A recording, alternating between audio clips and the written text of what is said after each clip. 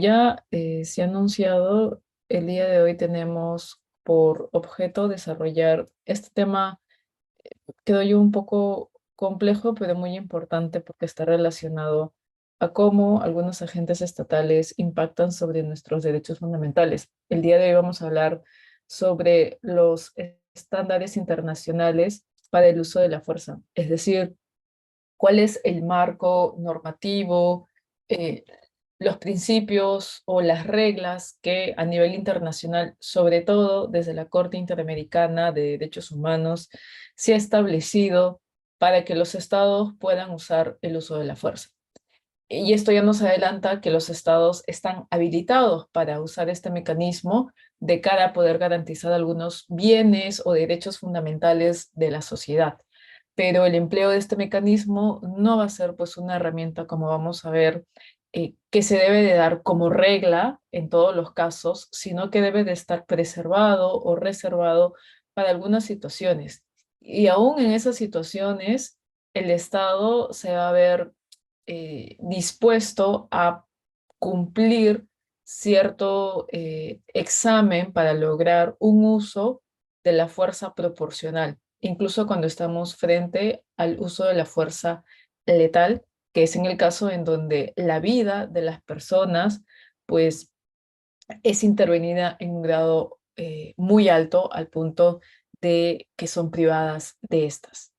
Entonces, con el objetivo de poder cumplir con esa explicación de lo que son los estándares de los mecanismos para usar la fuerza por parte del Estado, he previsto dividir la sesión del día de hoy en tres partes.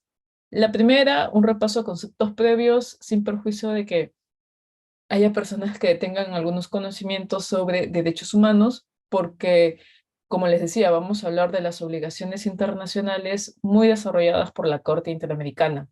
Y esto, más que ver con el derecho nacional, tiene que ver con el derecho internacional de los derechos humanos. Entonces, vamos a tratar de actualizar algunos conceptos sobre las obligaciones internacionales que tienen los estados sobre los derechos humanos. Así también vamos a ver el tema de los derechos que están involucrados cuando nosotros hablamos del uso de la fuerza por parte del Estado. Asimismo, vamos a tratar también de dar quizás una pequeña noción de, pese a que estamos hablando del derecho a la vida o la integridad, estos derechos son tanto derechos fundamentales como derechos humanos. Asimismo, luego vamos a realizar eh, un repaso en un segundo bloque sobre lo que se denomina el uso de la fuerza dentro de un estado, quién lo ejerce, en el caso peruano, por ejemplo, en qué medida, cuáles son los dispositivos normativos que le habilitan el utilizar ese, este mecanismo de la fuerza. También vamos a conocer las características que tiene el uso de la fuerza o los principios con los que siempre se le asume. Y finalmente, en el tercer bloque, vamos a repasar las obligaciones que tiene el Estado sobre este tema, primero partiendo desde lo que se ha regulado en lo que se denomina, y mucho se conoce en el tema del derecho internacional de los derechos humanos sobre este tema, que es los principios básicos sobre el empleo de la fuerza y de las armas de fuego. Vamos a repasar un poco cuál es, digamos, lo principal o sustancial que recoge este documento, que si bien no es un tratado, llega a ser como la premisa sobre las cuales se tejen las obligaciones del Estado, para luego repasar cómo es que la Corte Interamericana de Derechos Humanos analiza las obligaciones del Estado sobre este tema, pero un análisis muy peculiar referido a los momentos antes, durante y después del uso de la fuerza, para finalmente concluir con un pequeño caso, como mencionaban en la introducción, si bien el objeto principal es un desarrollo teórico sobre el tema, siempre es importante llevarlo a un tema práctico para un poco evaluar si los conceptos han podido quedar un poco claros. Entonces, vamos a tomar la base fáctica de un caso muy conocido dentro de la jurisprudencia de la Corte Interamericana para partir de ello, pues, hacer este examen que suele emplear la Corte Interamericana de Derechos Humanos. Entonces, con esa explicación de lo que va a ser el esquema que tenemos el día de hoy, vamos a empezar ya con la sesión del día. Sobre los conceptos previos, yo les decía, el uso de la fuerza, que es un mecanismo que tienen los estados, termina siendo una intervención a los derechos de las personas. Por ejemplo, una intervención a nuestros derechos como posibles personas que vamos a estar involucrados en una situación en donde el Estado va a aplicar este mecanismo. Esa intervención, que es una injerencia, perdón,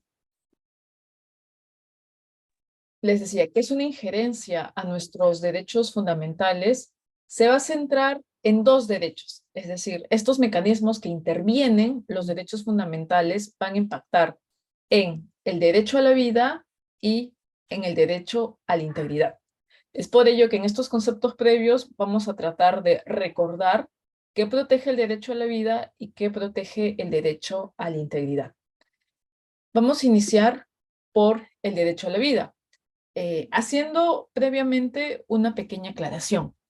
Si bien vamos a hablar de la palabra derechos en términos generales, nos vamos a estar refiriendo a los estándares internacionales y por eso a la vida y a la integridad como derechos humanos, que coincide con lo que también se protege dentro de todo Estado con la denominación de derechos fundamentales. En este caso, tanto la vida como integridad aparecen de manera, digamos, a la par, ¿no? En la calidad de un derecho fundamental reconocido por un Estado, en este caso el peruano, y un derecho humano que debe de ser protegido en el foro internacional, incluyéndose al Estado peruano. Entonces, el derecho a la vida, bajo este marco, está reconocido en el artículo 2.1 de nuestra Constitución Política, ¿no? Como derecho fundamental, y como derecho humano está reconocido en varios tratados internacionales. Dentro de nuestro sistema interamericano, que es el que nos interesa a efectos de lo que ha dicho la Corte Interamericana, va a ser la Convención Americana sobre Derechos Humanos, ¿no? Que es el tratado sobre el cual los estados se han obligado de nuestra región para asumir obligaciones sobre el respeto y la garantía de los derechos humanos. El artículo 4 es el que regula al derecho a la vida. Y finalmente, de ese reconocimiento, nosotros como persona humana podemos pues exigir al Estado que no se nos prive de nuestra vida arbitrariamente. Esto como una manifestación de este derecho a existir que tenemos bajo la premisa del derecho a la vida. Entonces, como tenemos esta facultad, ¿no?, de exigir al Estado de que no se nos prive arbitrariamente de la vida, el Estado tiene una obligación, ¿no es así? El de adoptar medidas necesarias, como por ejemplo un marco normativo adecuado que apunte a disuadir o sancionar las amenazas y violaciones que finalmente se realicen contra nuestra vida. Ese es el marco de protección que nos da el derecho a la vida, que no se nos prive arbitrariamente y que para prevenir ese escenario, el Estado cree un marco normativo, por ejemplo, para que pueda disuadir las amenazas y de darse finalmente una violación, pues se dé una sanción o se dé una consecuencia a ese acto que nos ha quitado la vida de manera arbitraria. Entonces, es importante que tengamos este previo concepto porque finalmente el principal problema del uso de la fuerza es que la consecuencia más letal de esta, les decía, va a ser la privación de la vida, que no muchas veces es proporcional a la circunstancia o a la necesidad de la fuerza que se debió de emplear por parte de los agentes estatales. Entonces, por eso la necesidad de haber repasado a este derecho humano y fundamental.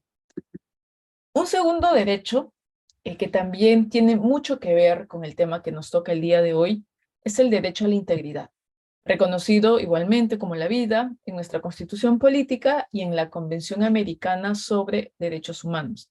En este último ya no está en el artículo 4, sino en el artículo 5, el cual señala que se reconoce la integridad personal, la cual incluye la integridad física.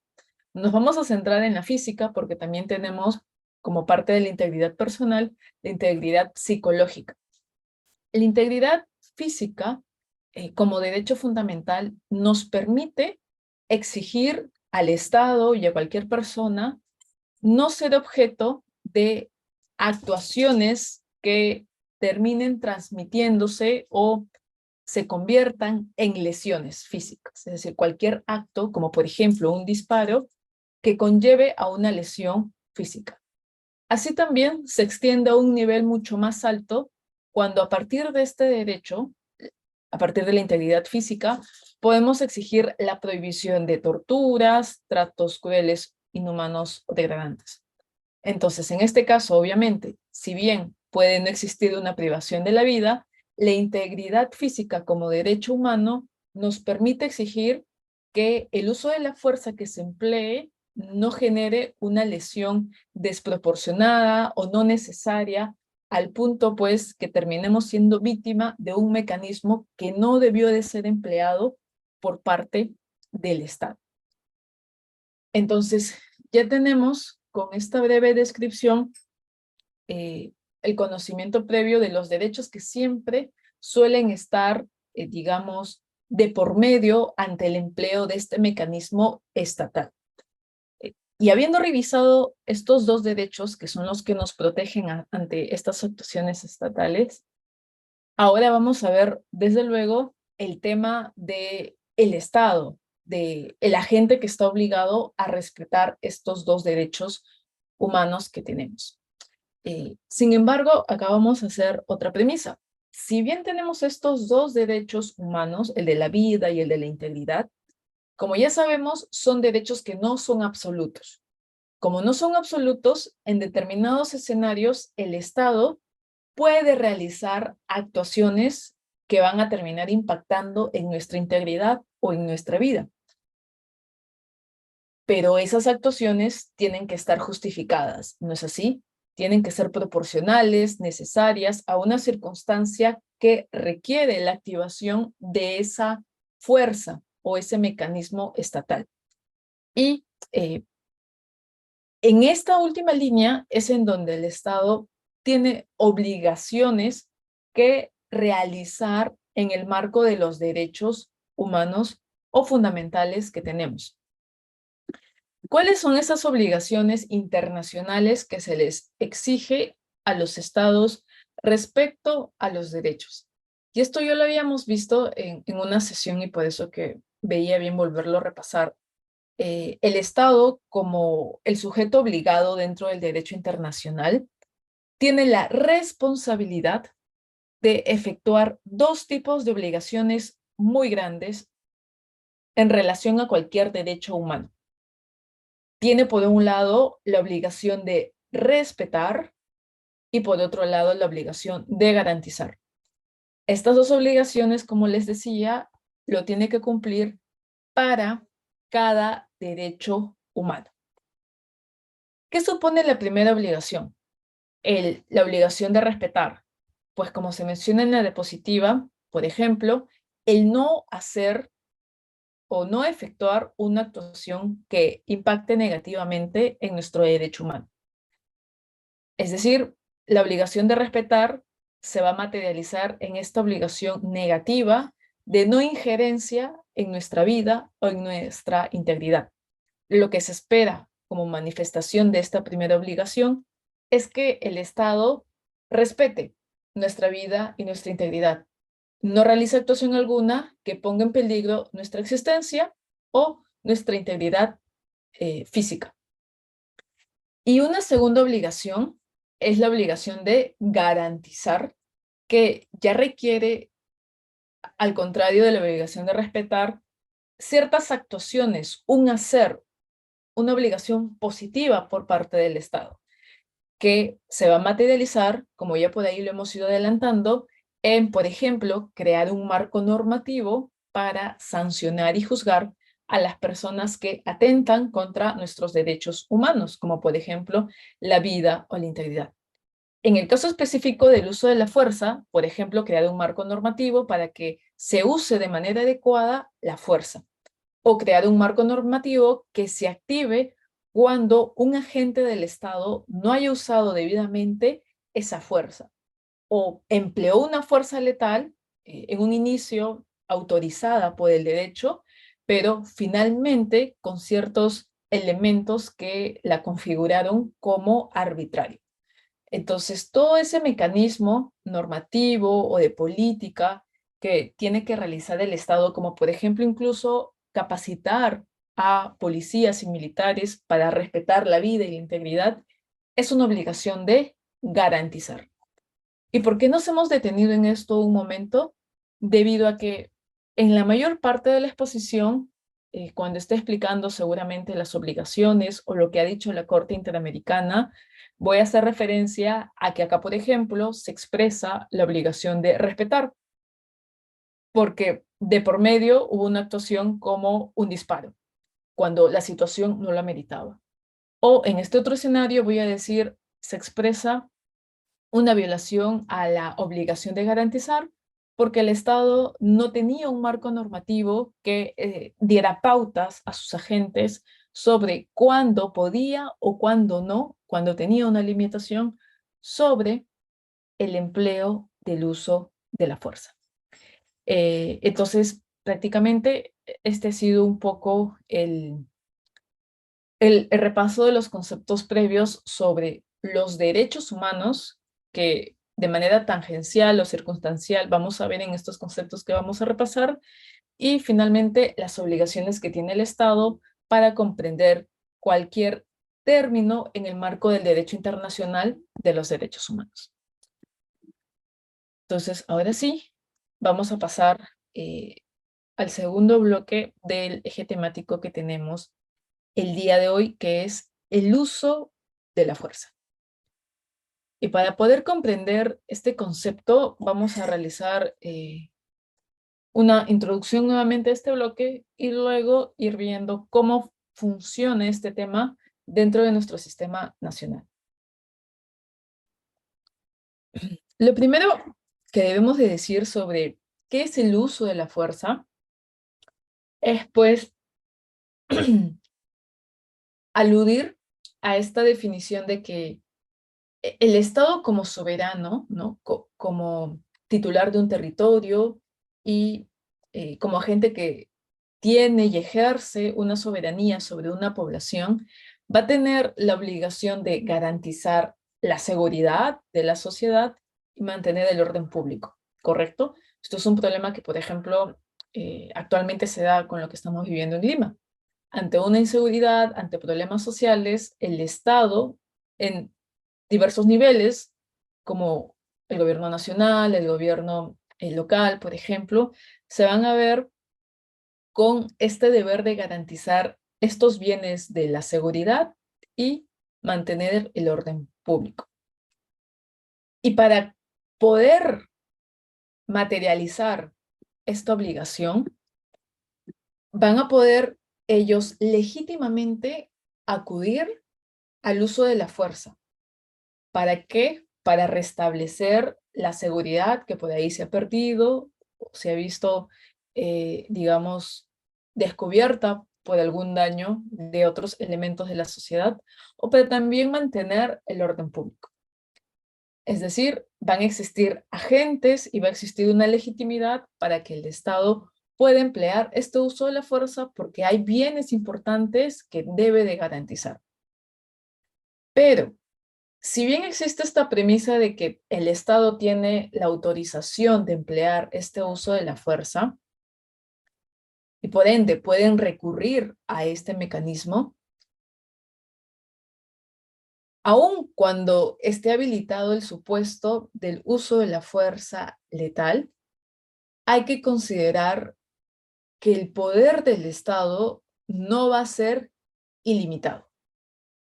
Es decir, pese a que va a tener un cierto espacio para valorar e identificar los escenarios o circunstancias en los que puede emplear el uso de la fuerza, el derecho le va a establecer límites a este mecanismo que válidamente tiene. ¿Qué tipo de mecanismos le va a exigir? Por ejemplo, el respeto a los derechos de la ciudadanía, al de la vida y a la integridad. ¿Pero cómo? Me van a preguntar si es que finalmente, a razón muchas veces de las circunstancias para lograr ese mantenimiento, se va a tener que privar de la vida a través de un disparo o compeler a una persona con un uso de la fuerza muy alto al punto de generarle lesiones. La respuesta a esa pregunta es a través de una evaluación, ¿no?, que tiene que venir desde un marco normativo y luego concretarse en la evaluación propia de la persona, policía o militar que va a ejercer esta fuerza, que reconozca ciertos elementos que lo vamos a ver más adelante, pero que reconozca la excepcionalidad, ¿no?, de la fuerza, es decir, que no haya otra medida que tenga a su disposición para lograr ese control, que evalúe que el empleo de la fuerza sea en un grado proporcional a las circunstancias y que finalmente todo esto también tenga la persecución de un fin legítimo para la sociedad y esté amparado y reconocido por la ley. Eso es el mecanismo o la forma o el medio bajo el cual el derecho va a limitar ese poder o esa fuerza que incluso le autoriza al Estado emplear para garantizar su orden interno. Dadas estas premisas sobre cómo funciona la legitimidad del Estado frente al uso de la fuerza, cabe ahora responder a qué es la fuerza para los estados, en este caso, para el Estado peruano.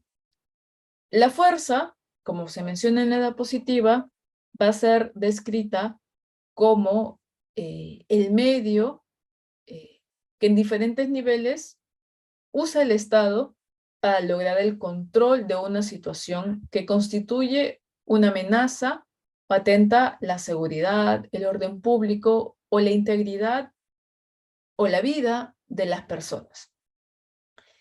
Y vean que esta definición ya nos adelanta el concepto de que la fuerza puede ser empleada en diversos niveles.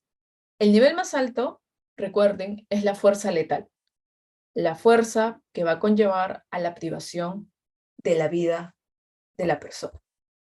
Y el uso arbitrario de esa fuerza va a ser todo uso de la fuerza que no esté justificado y que por ende no respete los principios que ya hemos adelantado de proporcionalidad, necesidad o legalidad.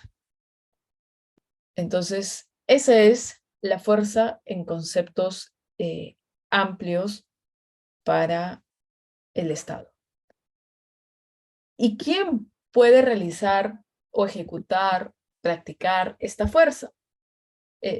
Seguramente ustedes ya deben evidenciar de que dentro de los agentes estatales hay dos, ¿no?, que han sido creados con facultades, incluso desde la Constitución, para poder garantizar estos bienes que hemos estado denominando como la seguridad o mantenimiento del orden público, e incluso para garantizar la integridad o la vida de las personas. En el artículo 161 de nuestra Constitución se reconoce a las Fuerzas Armadas, ¿no?, constituidas por el Ejército, la Marina de Guerra y la Fuerza Aérea. ¿Para qué? Para garantizar la independencia, soberanía y la integridad de nuestro territorio. Pero además se les da también una facultad de control interno cuando se active el artículo 137 de nuestra Constitución. ¿Qué dice nuestro artículo 137? ¿No es así? Bueno, muchos ya saben, ¿no?, que es el artículo que regula el estado de emergencia y el estado de sitio. Y para que se dé esa activación de las Fuerzas Armadas, tiene que haber un decreto supremo por parte del Poder Ejecutivo en el cual fije la necesidad de que las Fuerzas Armadas intervengan para apoyar a la Policía Nacional del país en el control interno de algún problema que habilita esa declaración. Es, por ejemplo, lo que hemos vivido durante la pandemia y también lo que se está viviendo en algunos distritos de Lima, por estas declaratorias que se han venido exigiendo por parte de las autoridades locales. Y un segundo, digamos, agente que aparece para poder emplear esta fuerza del Estado es, pues, la policía, que en el artículo 166 recibe la legitimidad, ¿no?, para garantizar, mantener y restablecer el orden interno. Entonces, tenemos a estos dos cuerpos o estas dos instituciones, ¿no?, las Fuerzas Armadas y la Policía Nacional, como los agentes estatales autorizados a emplear este uso de la fuerza contra las personas o contra los integrantes de la sociedad. Entonces van a ser estos agentes en representación del Estado quienes van a verse obligados a asumir este deber de respeto y este deber de garantía. En las siguientes diapositivas vamos a conocer cómo las Fuerzas Armadas y la Policía Nacional puede ejercer esa fuerza normal o incluso letal para poder garantizar el orden interno y la seguridad, pues, de la sociedad. Y vamos a empezar a conocer el funcionamiento de la fuerza que ellos pueden realizar a través de la exposición de las características o a veces también denominado principios de el uso de la fuerza. Vamos a describir primero de manera muy general la lista para luego detenernos en cada uno de estos elementos. En primer lugar, se dice que las características de la fuerza o del uso de la fuerza va a hacer que ésta tenga que cumplir un criterio de excepcionalidad, un criterio de legalidad, de persecución de un fin legítimo, de necesidad y de proporcionalidad. Adicionalmente a ello, también se manifiesta que el uso de la fuerza tiene que tener una aplicación práctica, ¿no?, de acuerdo a las circunstancias o características de cada caso, por ejemplo. Debe de optarse por medidas no violentas, ¿no?, como una prioridad, y minimizar daños, y buscar siempre la protección de las personas involucradas. Entonces, con esa presentación muy general, vamos a empezar a explicar cómo se comprenden o se definen estas características del uso de la fuerza, que de hecho son elementos muy importantes cuando se evalúa si la fuerza empleada por el Estado ha sido, pues, una fuerza legítima. Esto quiere decir que el cumplimiento de, por ejemplo, estos 5 principios o características que vemos ahora van a dar por resultado el envolver al uso de la fuerza con una legitimidad no solo constitucional, sino también convencional, ¿no?, de cara al respeto de las obligaciones internacionales. Primera característica, la excepcionalidad. Esta característica exige que de hacerse uso de la fuerza, estemos ante un escenario en el cual se hayan agotado o hayan fracasado todos los demás medios de control que tenía a su disposición el Estado. Es decir, es un escenario o es una circunstancia en donde al Estado no le queda más que activar este tipo de mecanismos para poder tener la garantía o poder lograr la protección de la seguridad interna, por ejemplo. Y esa excepcionalidad, ¿no?, debe de estar formulado en una ley, ¿no?, en un parámetro normativo que obligue a los agentes estatales, como la policía o a las Fuerzas Armadas, el tenerlo como una pauta o una premisa al momento de la evaluación de usar o no la fuerza. Y su interpretación, es decir, la valoración que van a tener para finalmente activar este mecanismo, debe de ser una interpretación restrictiva, excepcional, minimizada a las circunstancias en donde sea absolutamente necesario. Es decir, debe de ser el mecanismo último a emplearse o valorarse. ¿Por qué se da esta característica de excepcionalidad? Debido a que el empleo de este va a conllevar a la privación de la vida o a la vulneración de la integridad. Es por eso que se exige el respeto de esta excepcionalidad, ya que de corroborarse que no se ha respetado esta excepcionalidad y de que, por ejemplo, el agente policial tenía otro mecanismo para poder tener control sobre esas circunstancias, en lugar de, por ejemplo, realizar disparos, se va a presumir que la fuerza fue excesiva, ¿no? O mejor dicho, esa va a ser la consecuencia de no cumplirse la excepcionalidad y de darse la alternativa de haberse empleado otro mecanismo, se va a dar como consecuencia la valoración de que la fuerza fue excesiva y que la privación de los derechos que se dieron fueron arbitrarios, ¿no? Eso es muy importante. Por eso se le da mucha, digamos, mucho eco a esta característica de excepcionalidad. Y claro, el mayor grado de excepcionalidad que se va a dar para que el Estado valore el empleo de este mecanismo va a ser cuando la alternativa del uso de la fuerza va a ser la letal, aquella que con su mera aplicación va a conllevar a la privación de la vida.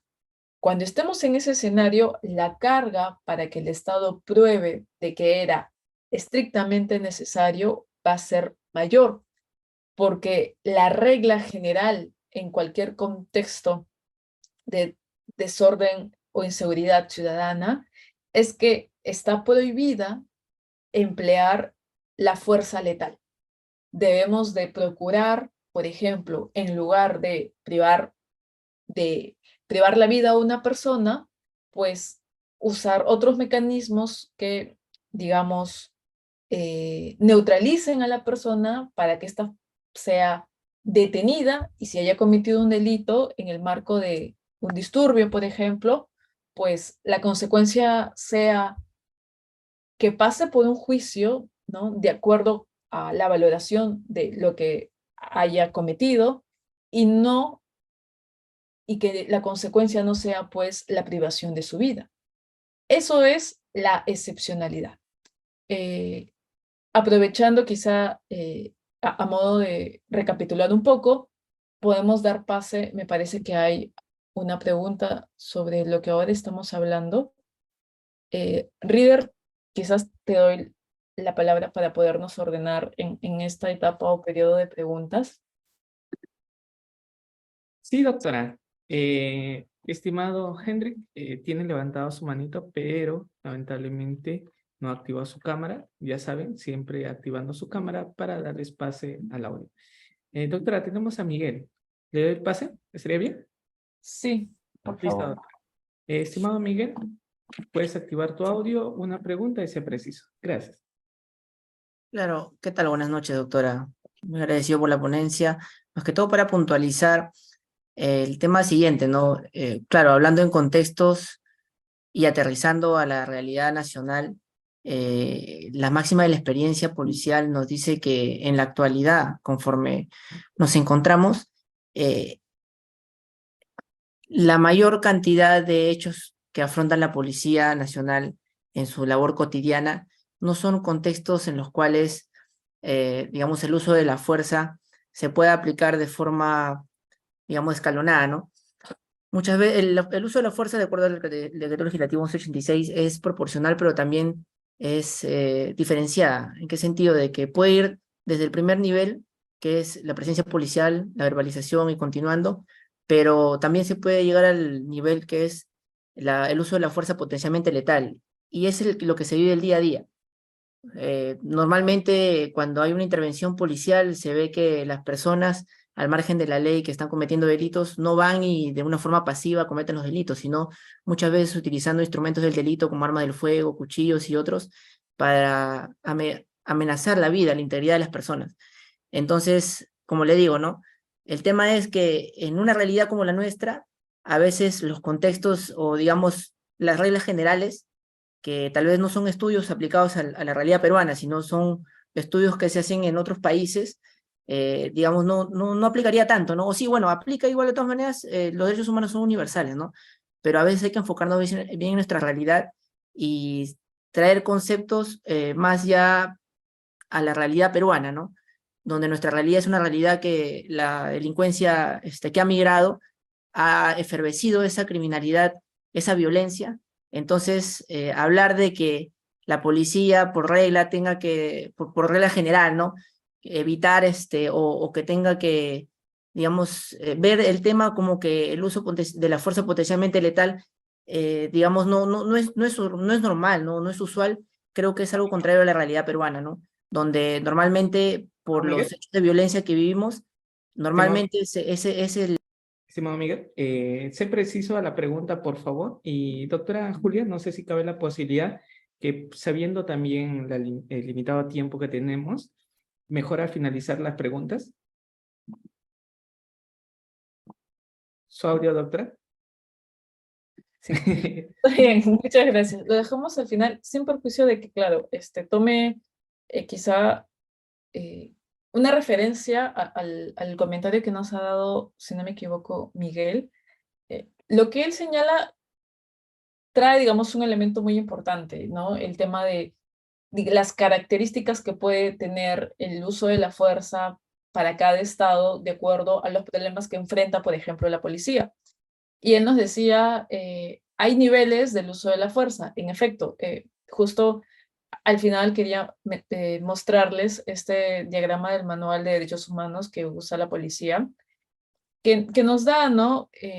Los grados de la fuerza que emplea, como por ejemplo desde el nivel más inicial o básico primario o preventivo, como lo denomina, la presencia policial, ¿no? Que en efecto la presencia puede disuadir en ciertas circunstancias, ¿no? Determinada actuación. Sin embargo, no siempre va a ser como que el mecanismo que va a poder paliar, enfrentar actos como la delincuencia. Entonces, de ahí vienen otros elementos como el control físico, tácticas defensivas no letales y, bueno, la fuerza letal. Es cierto, los problemas que enfrenta la policía y a veces no conjuntamente con las Fuerzas Armadas no siempre son problemas estáticos que pueden ser subsumidos en estas categorías que quizás estamos repasando. No obstante ello, ¿por qué es importante evaluar estos estándares? Eh, Primero, porque nos vamos a dar cuenta que los estándares que se han ido positivizando en jurisprudencia de la Corte Interamericana, que hasta el momento es obligatoria para el Estado peruano, finalmente le arroja de que si ante un escenario la policía ejerce de manera, digamos, arbitraria ese uso de la fuerza, pues las víctimas o sus familiares van a terminar estableciendo eh, denuncias dentro del marco del sistema interamericano con el ánimo de exigir una evaluación del empleo de esa fuerza. Y quizá pues por ahí va un poco la necesidad o justificación de repasar estos estándares internacionales, o también un poco para como que compaginar el marco normativo que puede justificar que un agente policial actúe debidamente. Porque como vamos a ver, la obligación de este marco normativo no se ciñe únicamente en que el agente policial debe de valorar en cada hecho o circunstancia cómo usa la fuerza. En eso únicamente no se centra los estándares sobre el uso de la fuerza. Hay muchos, digamos, mucho contenido más, sobre todo un contenido, me parece a mí, preventivo y un contenido posterior al uso de la fuerza, al cual no le llegamos a prestar mucha atención y que ayuda bastante al Estado o a la policía, a las Fuerzas Armadas, a poder legitimar su uso de la fuerza.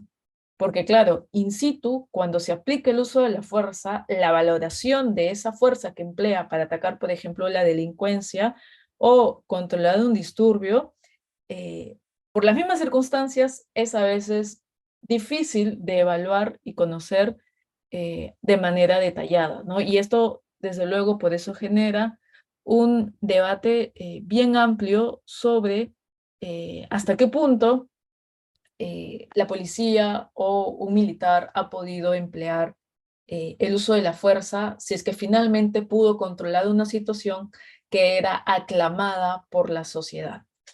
Creo yo que por ahí puede venir un poco la utilidad de este tema y de hablar de los estándares de manera abstracta. Y la excepcionalidad lo que pide finalmente es eso, que el Estado valore y por ende tenga diversos mecanismos de la fuerza antes de poder emplear, por ejemplo, de manera definitiva, la fuerza letal o de poder emplear a las Fuerzas Armadas, que como sabemos no tienen una preparación o evaluación de las circunstancias, al igual que la policía, ya que son personas preparadas para derrotar al enemigo en determinados contextos como de guerra y no necesariamente ante circunstancias de disturbio, pero que claro, dentro de nuestro sistema nacional son agentes validados para apoyar a la policía en el control interno en el marco de lo que regula la Constitución en el 137. Entonces, por ahí va, incluso la excepcionalidad se va a manifestar en la regulación de estas diversas formas del uso de la fuerza, incluso en la diversa dotación de armas de fuego que van a tener los policías. La excepcionalidad es eso, que tengan una pluralidad también de mecanismos para que puedan valorar, ¿no?, cuándo finalmente usar, por ejemplo, la fuerza letal. Luego viene la característica de legalidad, que involucra que el uso de la fuerza va a tener la sujeción a todo el marco normativo, no solo una ley, sino a todo el marco normativo que regule cómo se emplea, las pautas o reglas.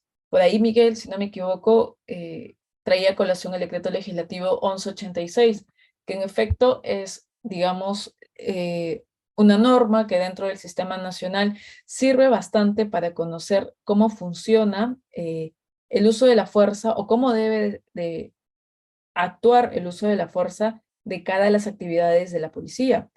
Pero a nivel internacional existe también jurisprudencia de la Corte Interamericana en la cual han evaluado cómo agentes como símiles de la policía o de nuestro ejército han actuado para responder a algunas circunstancias. Y también existe, les comentaba, estos principios básicos sobre el empleo del uso de la fuerza y de las armas de fuego, que constituyen el marco normativo o el corpus iuri sobre el uso de la fuerza.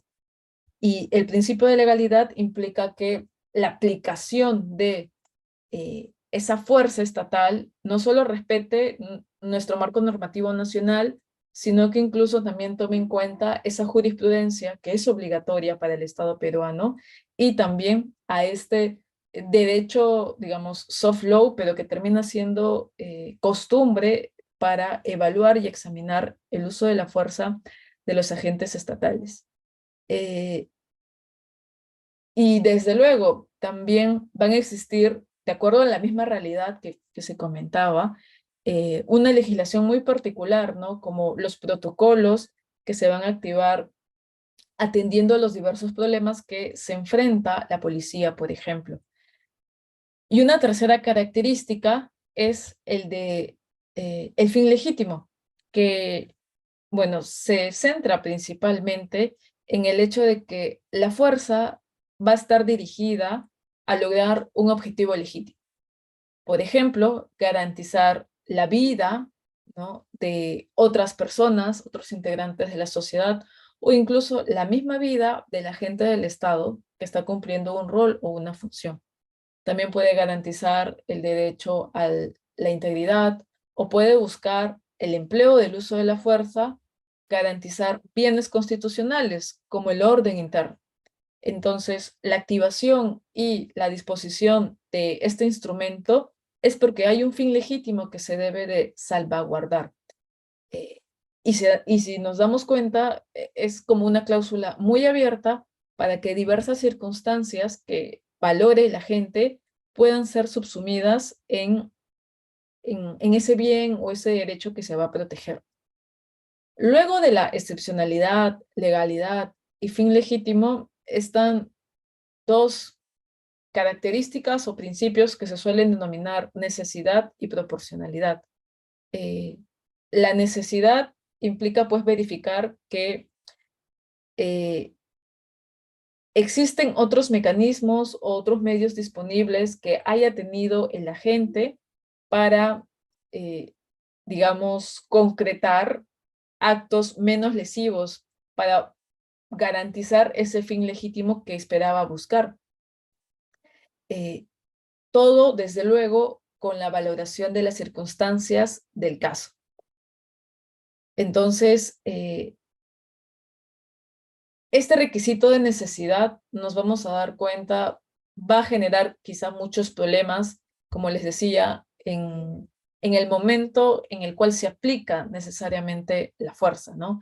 Porque puede que para quien lo aplique haya sido estrictamente necesario bajo las circunstancias y emociones también del momento, pero posteriormente quien lo evalúe sin haber estado en ese momento o con todos los elementos que se dieron, el elemento de la necesidad puede ser un poco difícil de constatar o difícil de probar. Por eso que muchas veces existe mucho debate sobre qué tan necesario fue el empleo de una determinada arma o de una determinada acción de policías o agentes, si es que se podía valorar el empleo de otro medio o instrumento para poder paliar, por ejemplo, una amenaza a la integridad de otras personas o una amenaza sobre el desorden que podía darse en un disturbio. Y finalmente está el criterio de la proporcionalidad, que bueno, como su nombre dice, busca que el uso de la fuerza sea proporcional al nivel de la fuerza empleada, ¿no? Para alcanzar ese fin o garantía del bien o derecho que se espera concretar. Es decir, que sea lo necesario y proporcional el grado de la fuerza para lograr ese cometido y que no rebasemos lo estrictamente necesario en el grado de la fuerza al punto de que terminemos vulnerando derechos que hayan podido ser, digamos, previstos no intervenir. Esas son las características que tradicionalmente se le involucran. Adicional a ello, se llega a sumar, por ejemplo, el hecho de una aplicación práctica para el uso de la fuerza. Todos estos conceptos que pueden tener una configuración muy teórica sobre cómo llegar a subsumir finalmente actuaciones que tienen características muy particulares, ¿no? Y que solo pueden, en muchos casos, ser evaluadas por quienes están en esa circunstancia, exige pues que tomemos en cuenta esa realidad, ¿no?, que es muy peculiar para la activación de este mecanismo. Aún con estas circunstancias, se pide que el uso de la fuerza tenga este revestimiento de que siempre se opte por las medidas no violentas como una prioridad dentro de las actuaciones o el quehacer que va a tener la policía o las Fuerzas Armadas. Así también que su uso sea un uso que busque la minimización de los daños dentro de lo posible, ¿no? Dentro de las circunstancias y panorama que va a tener la persona que emplee esta fuerza. Y desde luego buscar también la protección de las personas que no están involucradas en el ataque o desde luego de las personas que no suponen una amenaza para, digamos, otras personas o para el agente policial o el integrante de las Fuerzas Armadas. ¿Y esto por qué? Porque muchas veces ha sucedido de que a razón de una presunta presencia que puede ser valorada como amenaza, podría un agente estatal emplear el uso de la fuerza, cuando una valoración presunta nos dice que no es un elemento que debe de tomarse en cuenta, a no ser de que se evidencien mayores elementos para que se active ese uso de la fuerza de manera legítima. Todo esto como manifestación de proteger siempre a la persona que no se ve involucrada en un acto que vaya en contra de la vida, de la integridad o de la garantía de los bienes que hemos estado comentando. Ahora bien, sin perjuicio de esas características, que desde luego seguramente hay comentarios de parte de ustedes que los vamos a repasar luego, les decía, hay todo un marco normativo que se ha realizado para poder explicar y sobre todo limitar la fuerza que tiene autorizado emplear el Estado. Esas obligaciones se van a, digamos, centrar para efectos de esta clase en lo que regulan los principios básicos sobre el empleo de la fuerza y armas de fuego. Les decía, esto es un documento que los estados llegan a tener como pauta al momento de regular o se espera que lo tomen en cuenta. Y desde luego también vamos a tomar en cuenta el análisis que realiza la Corte Interamericana para estas obligaciones que el Estado debe de tomar como premisas. Entonces, antes de que empecemos a realizar el repaso de estas reglas, porque son muchas reglas, vamos a hacer, Reader, si te parece, una breve pausa de unos 4 minutos para dar inicio a este segundo bloque. Sí, doctora. ¿Algunas preguntas, doctora? ¿O damos una pausa nada más? Damos la pausa y quizás luego a estas preguntas antes de recapitular con los principios. Perfecto, doctora. Mientras vamos explicando algunos detalles del curso. Estimados doctores, damos unos 4 minutos que la doctora Julia nuevamente se está reconectando con nosotros. En estos momentos, por favor, ya las preguntas al finalizar se les va a dar tiempo pero siempre sean precisos. Por favor, sé precisos para que los demás también puedan interactuar, ¿correcto? Muy bien, en estos momentos, si no, lamentablemente se corta el audio para también todos en sí tengan la mayor parte de posibilidades, ¿sí? Muy bien, en estos momentos, mientras la doctora Julia se va a conectar, comentarles que esta sesión es parte de un curso de actualización. Este curso se denomina Curso de Actualización en Derechos Humanos. Son 90 horas académicas, 5 sesiones. La primera sesión, el Sistema Interamericano de Protección de los Derechos Humanos, la Convención sobre Derechos del Niño, Derecho Internacional de los Derechos Humanos, uso la dictada la doctora Julia Romero Herrera. Tenemos hoy la sesión Estándares Internacionales del Uso de la Fuerza. Y lo que es Derechos Humanos de los Pueblos Indígenas sería hoy, ¿sí? Hoy a las 9 hasta las 11 de la noche. ¿Correcto? Entonces, si deseas inscribirte, la inversión es de 70 soles.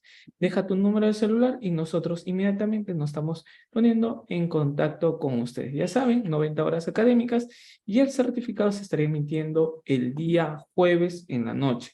Todo es un trámite, no lo podemos brindar al día siguiente porque sería solamente un certificado no válido, ¿sí? Todo es un trámite, primero se realiza los procedimientos con lo que es los certificados, ¿sí? Disculpe, hasta ahí, ¿todo claro, por favor? ¿Sí? ¿Todo claro? Listo. Entonces ya en breves minutos estamos dando inicio a la clase. Ya saben, la inversión es de 70 soles el curso completo y solamente deseas una clase, se te brindan materiales de lectura, grabación. Por ejemplo, voy a ser lo más preciso posible. Este va a ser el campus virtual, mis cursos, correo electrónico para el estudiante que se ha matriculado, nada más se le va a brindar, ¿sí? Esta sesión es parte de un curso de autorización, como les ya hacía referencia, sobre derechos humanos. Aquí tendrían un ejemplo, la grabación, ¿sí? El PPT y materiales adicionales. En la segunda sesión, asimismo, tendrían la grabación, materiales de lectura, que son también los PPT, materiales de reforzamiento, y en la sesión número 3 tienen con la doctora Julia, que ha dictado esta sesión, grabación, materiales de lectura. Hoy estamos dando inicio a esta sesión, registra tu asistencia, y en la sesión número 5, que es a las 9 de la noche. ¿Sí? Muy bien, si deseas escribirte, ya sabes, no se va, dejen su número de celular y nosotros nos estamos poniendo en contacto, o si no, a través de los grupos de WhatsApp. Quiero el curso completo, 90 horas académicas, la inversión 70 soles. Muy bien, esperamos entonces ya nuevamente la otra Julia Romero para dar inicio a, bueno, recontinuar con la sesión de clase, ¿sí? Tengan en cuenta, en algunos participantes se le ha apagado la cámara porque no han estado debidamente sentados, ¿sí? Las preguntas, ya saben, es al finalizar la sesión para que puedan, también es para personas civiles, sí, el público en general, no se requiere un grado, pero sí, fundamentalmente para algún concurso siempre es bueno, de hecho, tu certificado, ¿sí? Muy bien, ya esperamos unos minutos. La otra Julia Romero se está contactando con nosotros. Ya algunos está dejando su número. Perfecto, así mañana me estoy comunicando con ustedes. Recuerden, hoy termina el curso completo. Nos vamos hasta las 11 de la noche. Además, se viene un diplomado en Derecho Penal, Criminalística, en lo que es temas de investigación por parte de la, bueno, de parte de la policía y lo que es psicología forense. Así que ya al finalizar la sesión les estaré explicando todos estos trámites y los diplomados que vienen con la institución. Eso sí, no te retires de los grupos de WhatsApp porque a través de esos medios vamos a compartir todos los links de nuestras capacitaciones. Un ejemplo, termina Derechos Humanos, que hoy día es hasta las 11 de la noche. No te retires porque allí vamos a compartir todos los links de nuestras capacitaciones durante el año 2023 y 2024. ¿Correcto? Si deseas solamente esta sesión, 20 soles. Deseas el curso completo, 70 soles. ¿Sí?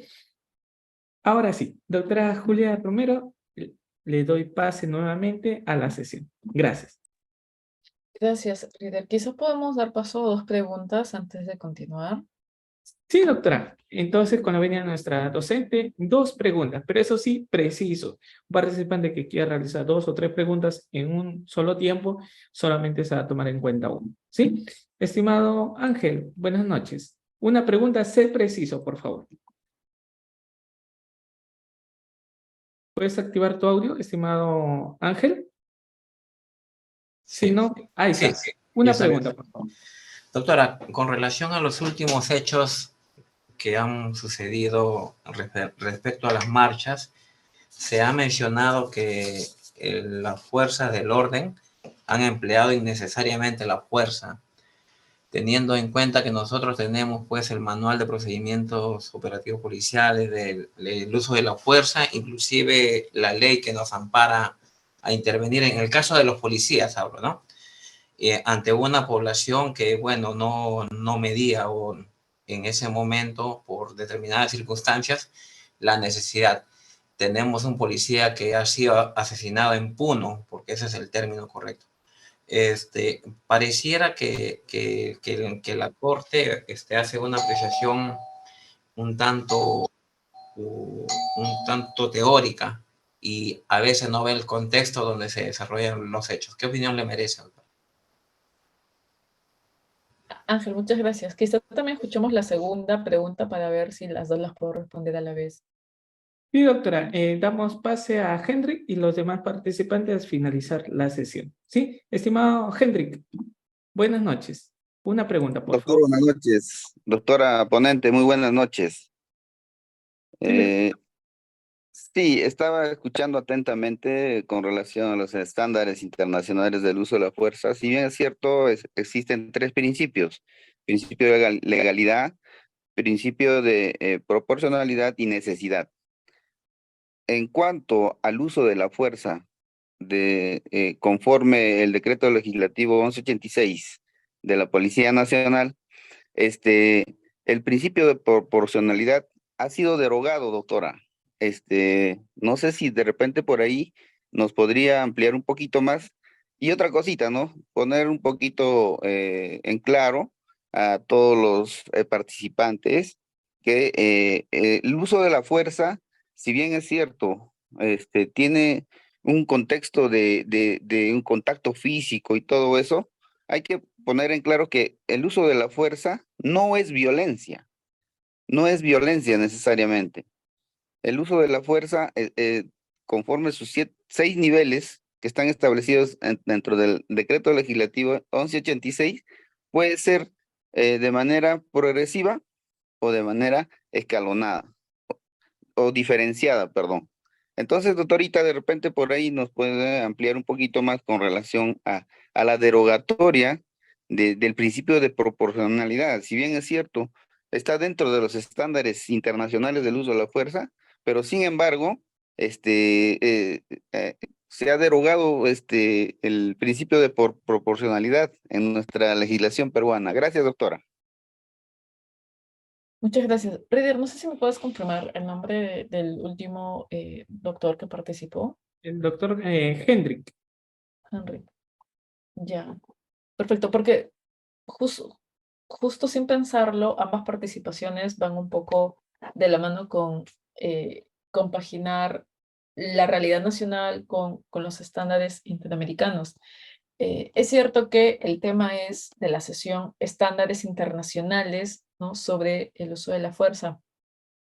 Y en esa línea, claro, la primera pregunta de Ángel era, no es muy teórica, digamos, todas estas pautas o limitaciones o los principios que han comentado sobre el uso de la fuerza, sobre todo lo que dice la Corte Interamericana.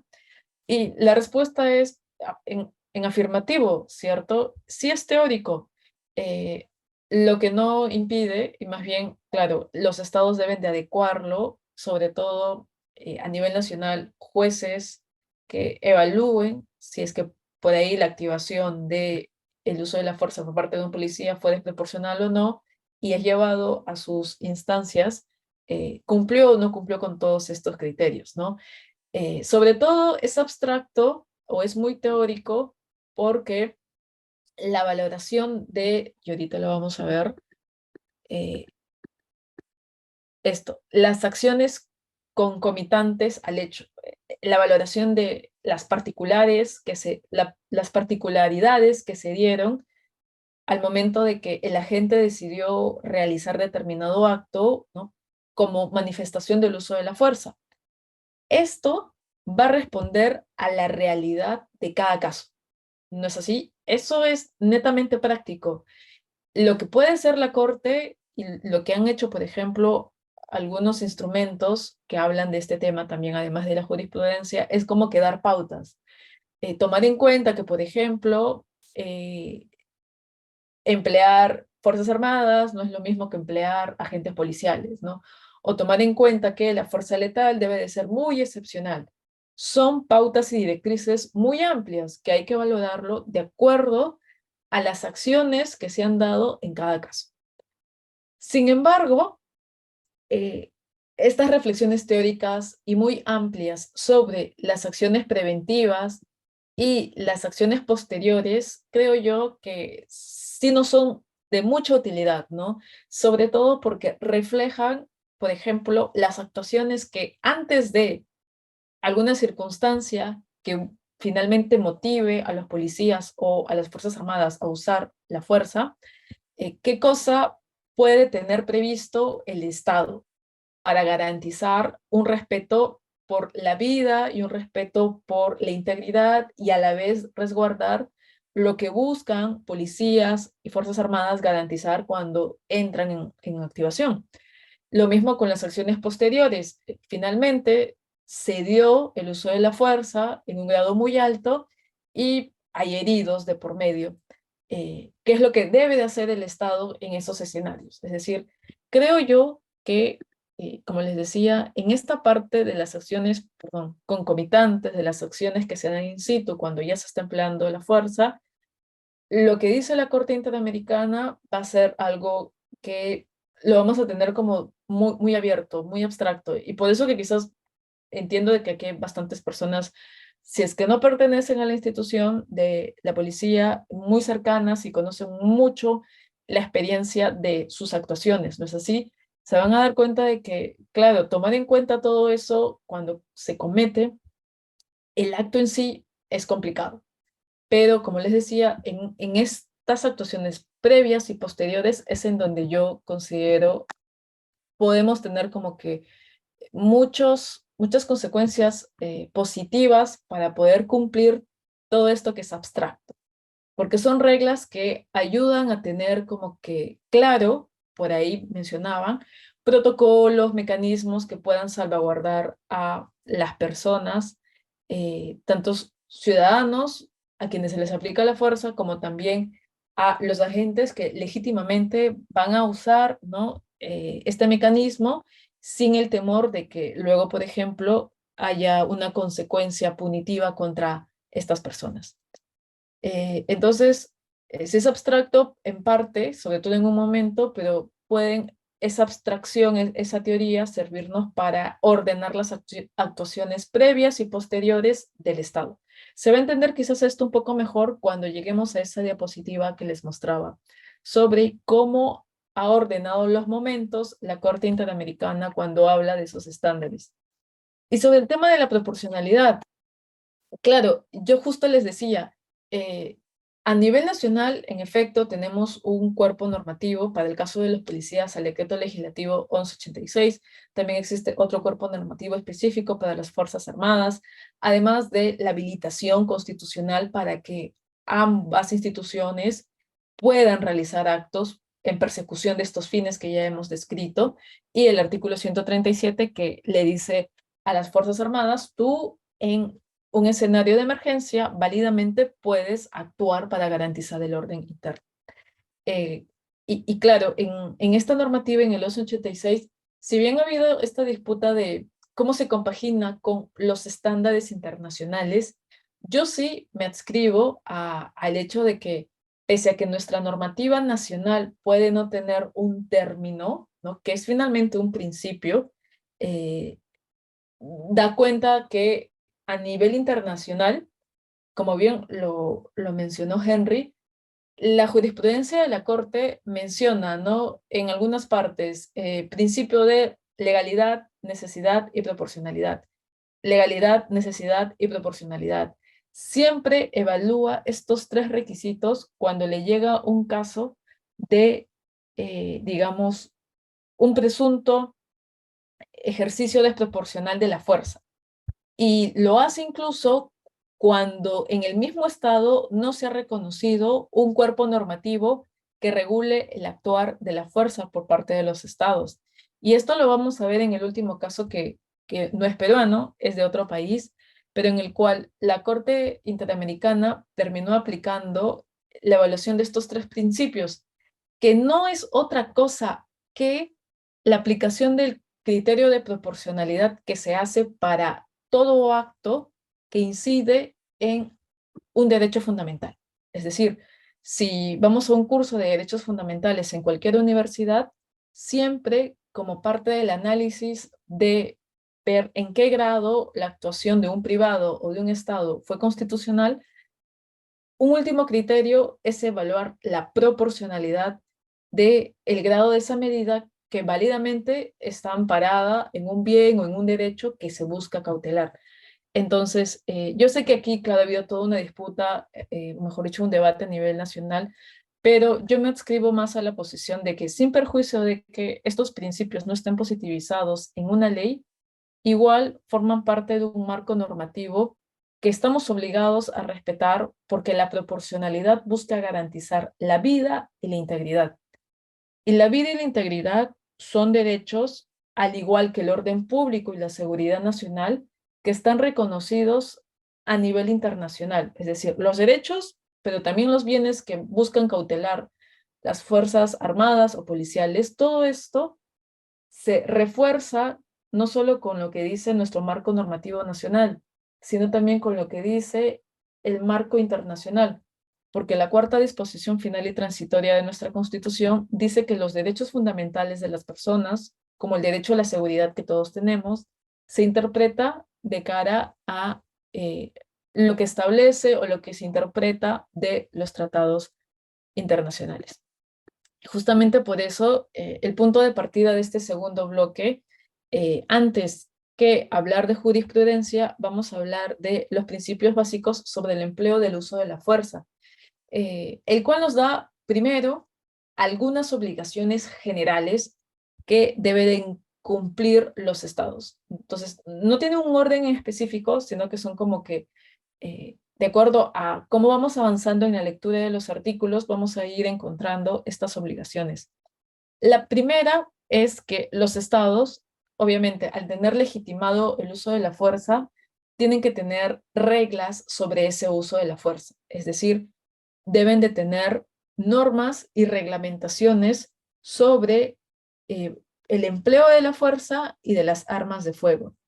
¿Y qué debe de decir esa reglamentación? Por ejemplo, ¿cuándo pueden portar armas de fuego los agentes estatales? ¿Qué tipo de armas de fuego son las que se pueden emplear de acuerdo, ¿no?, a la actividad que ellos realizan? ¿Qué tipo de municiones están autorizados también a usar? Es decir, estos, digamos, detalles sobre los medios o mecanismos que usan, que finalmente es un ejemplo de un uso de la fuerza, debe de estar regulado. Obviamente, en un marco normativo que es de diverso orden o rango de acuerdo al caso. Asimismo, por ejemplo, como expresión de esta regulación que debe de describir el Estado, también se debe de tipificar o asegurar que las armas de fuego se utilicen solamente en circunstancias apropiadas, ¿no? Lo cual implica que va a haber una valoración de la misma institución de cara a lo que también sucede en otros estados para ver qué arma me es útil para, por ejemplo, el orden interno y qué arma o qué instrumento me es útil no para el orden interno, sino, por ejemplo, para la defensa del Estado en general. También, como parte de esa reglamentación, se van a dar pues, los protocolos, como por ahí mencionaban, para saber de qué manera el uso de la fuerza va a ser validada. Y esta reglamentación es una obligación general, ¿no?, que finalmente se va a adecuar de acuerdo a las circunstancias o problemas, escenarios que finalmente va a enfrentar el agente de la policía o las Fuerzas Armadas. Una segunda obligación general es tener, digamos, establecido distintos tipos de armas y municiones. Es decir, se prevé que se deben de establecer una diversidad de opciones con el ánimo de que estos agentes estatales pues, puedan valorar un uso diferenciado de la fuerza. Y esto, desde luego, se cumple no tanto en valoración del agente en sí, sino de quien provee, ¿no es así?, de parte del Ministerio del Interior, que va a ser quien le va a proveer los mecanismos y medios a quien va a emplear, por ejemplo, el uso de la fuerza para el caso de los policías. Una tercera obligación es que exista una fiscalización sobre las armas no letales incapacitantes. Y bien han comentado, por ejemplo, que existe no necesariamente el arma de fuego como herramienta o instrumento que va a tener la policía para generar ese control de un disturbio o de un desorden interno, sino que también puede tener otras armas que van a poder lograr en el empleo de una fuerza esa finalidad. Acá lo que se busca es que haya un control sobre el número de armas no letales que, por ejemplo, también existe dentro del escenario o la realidad peruana. Pero ¿por qué sucede esto? Pues para reducir los mínimos riesgos o escenarios de amenaza que se puedan dar o las lesiones contra las personas o civiles que finalmente pueden estar dentro de un escenario de disturbios. Así también, como una obligación general que el Estado tiene a bien ver cómo lo materializa, porque es una obligación de, digamos, de medios más que de resultados, es la preferencia para, como bien lo decía, dar opciones o alternativas a medios no violentos, ¿no? Porque justamente el uso de la fuerza va a tener diversas manifestaciones.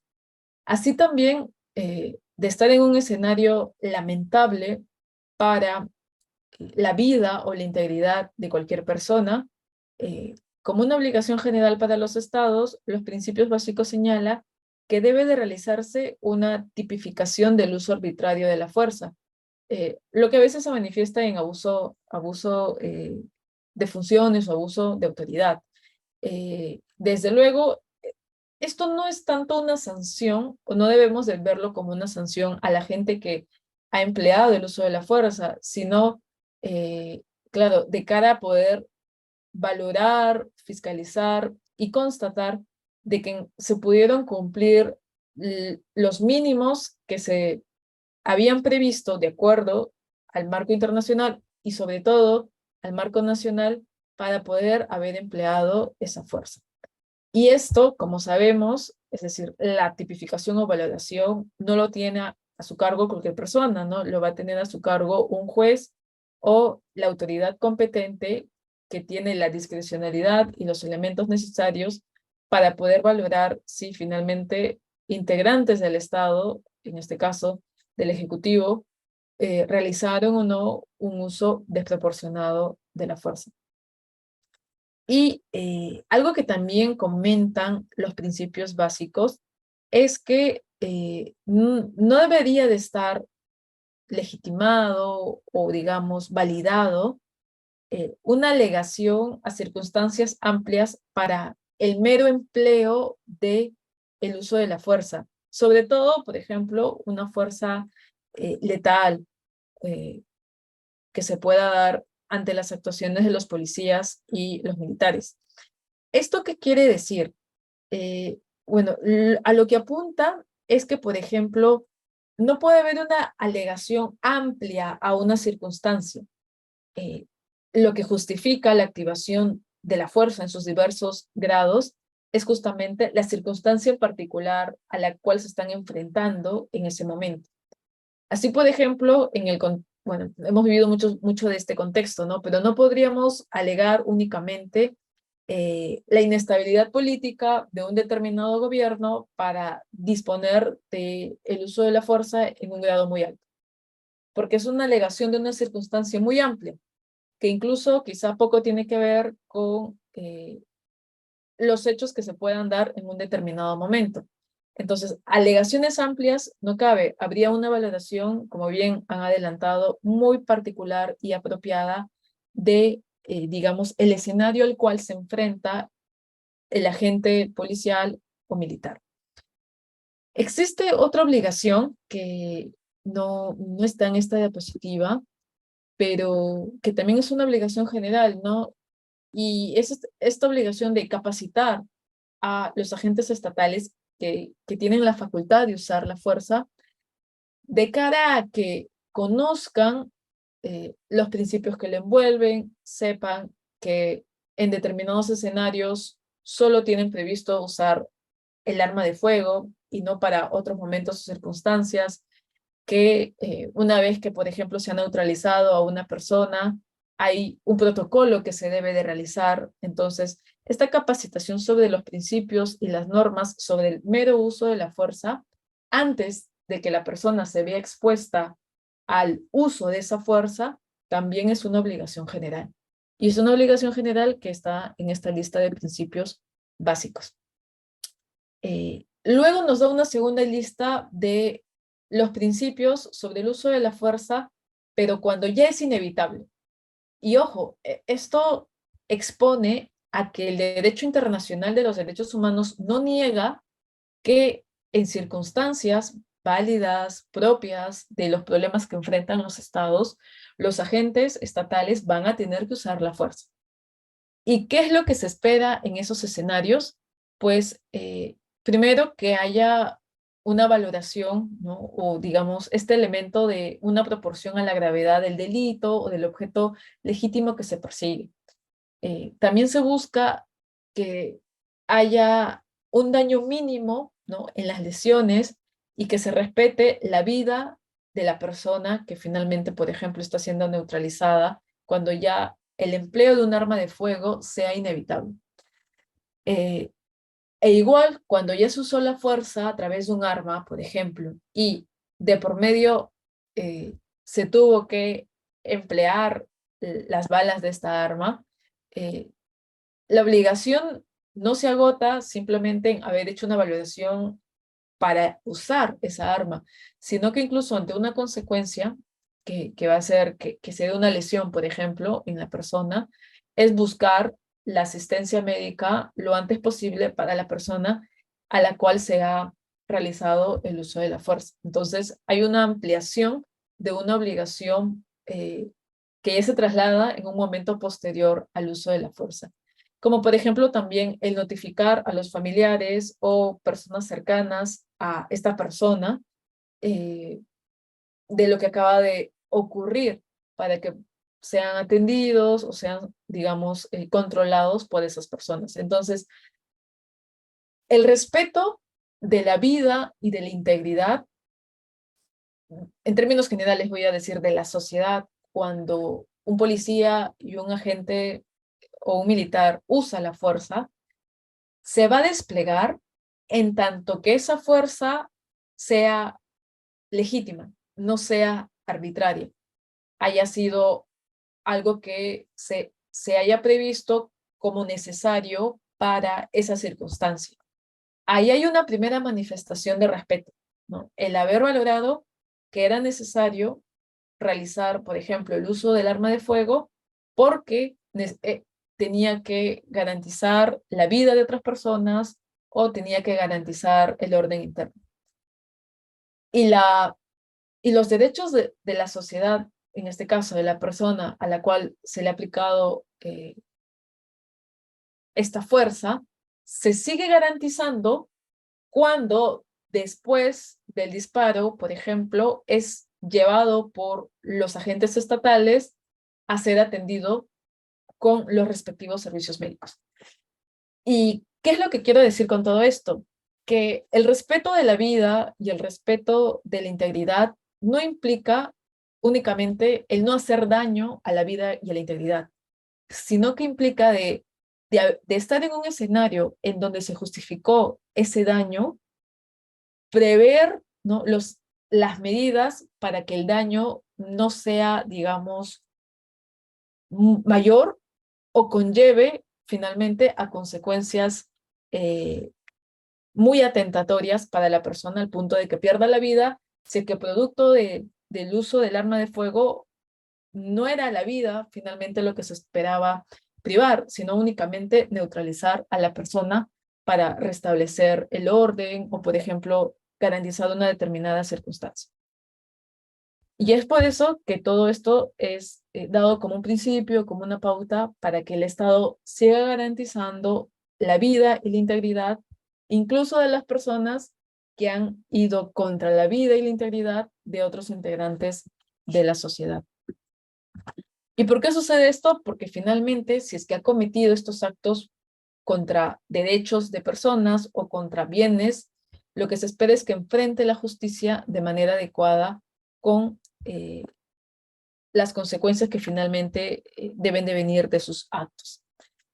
Y en tercer lugar, cuando se menciona que, bueno, se tenía que usar un arma de fuego, inevitablemente, y uso o empleo de esta arma conllevó a la muerte o si no, a una lesión, lo que se pide es pues que se dé, digamos, una supervisión o un control de que todo lo que ha pasado ha cumplido pues con las pautas o protocolos que se ha regulado para esa actuación.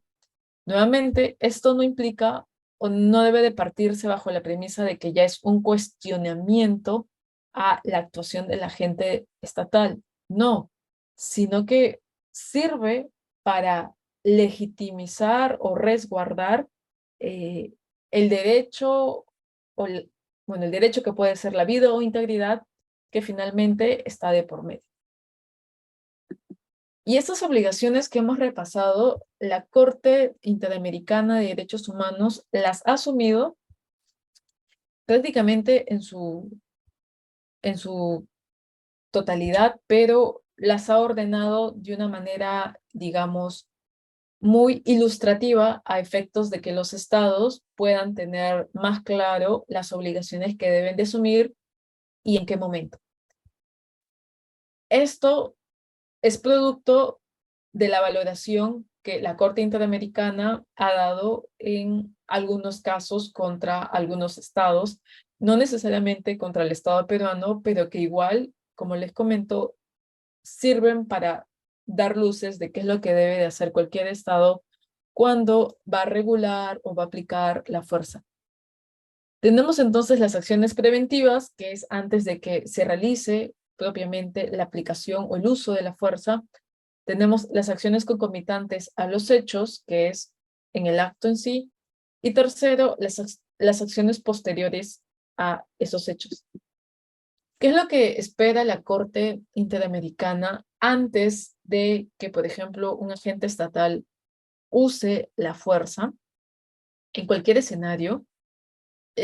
Primero, espera que los estados tengan un marco jurídico adecuado.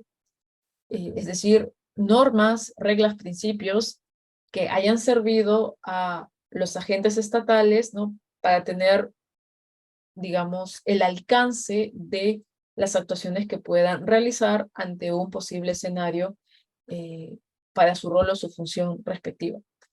Y hemos dicho que dentro de este marco jurídico está no solo este decreto legislativo para el caso de la policía o de las Fuerzas Armadas, sino que incluso tener regulado protocolos de actuación sobre armas en específico y así sucesivamente. Y esto como manifestación de que los estados deben de vigilar, ¿no?, que sus cuerpos de seguridad, que son los policías, y también, de ser el caso, las Fuerzas Armadas, y tienen la facultad atribuida del uso de la fuerza, conozcan, ¿no?, muy bien hasta dónde lo pueden usar y obviamente cuáles pueden ser las consecuencias de hacer un uso muy arbitrario de este mecanismo. También, por ejemplo, como manifestación de estas acciones preventivas, está que el Estado le brinde a sus agentes equipamiento apropiado a su cargo para el uso de la fuerza. Y acá les decía, ¿no?, esto ya lo hemos visto, es prácticamente una de las obligaciones que está en esta lista de principios del uso de la fuerza y de las armas.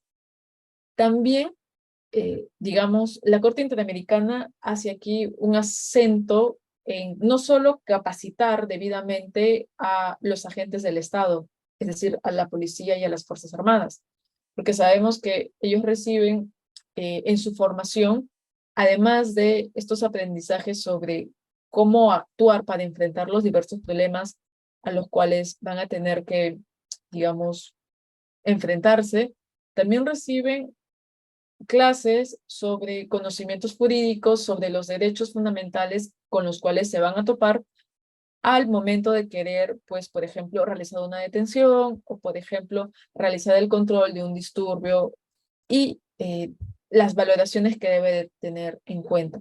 Sabemos, por ejemplo, que en el caso de las Fuerzas Armadas, al emplear un nivel o una fuerza distinta a la policía, reciben incluso clases de Derecho Internacional Humanitario, que regula los métodos y medios para emplear la fuerza estatal cuando se enfrenta a otros estados o cuando se enfrenta o está en un escenario de lo que se denomina dentro del derecho internacional dentro del derecho internacional humanitario como conflictos internacionales, pero también como conflictos no internacionales.